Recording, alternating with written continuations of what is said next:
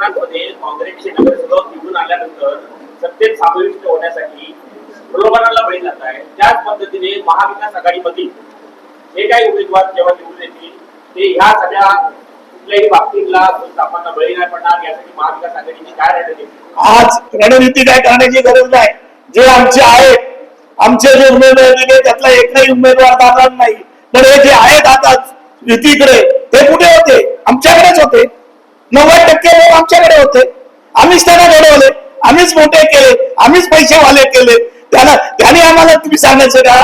हे काय त्याला काय करायचं? कोण कुठे आहे आणि कोण कुठे जाणार आहे?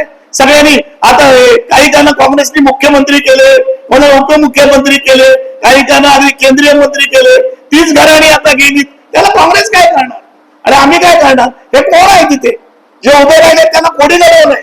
हे जाहीर करता तुम्ही.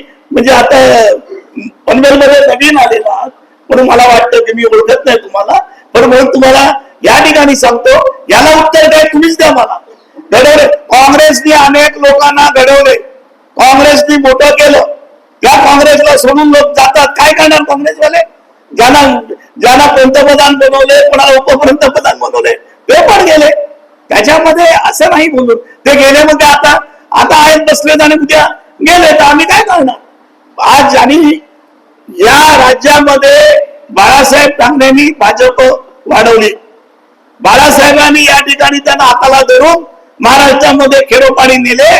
त्याच्यामध्ये काय त्यांच्याच मुलांना आणि पुतळ्याला त्याच नष्ट करायला मागतात. त्याचं काय म्हणणं आहे तुमचं? हे का आता नियती आहे, पूर्वंपार झालेली आहे. पौराणिक काळापासून ऐतिहासिक काळापासून. त्याला काय करणार आहे?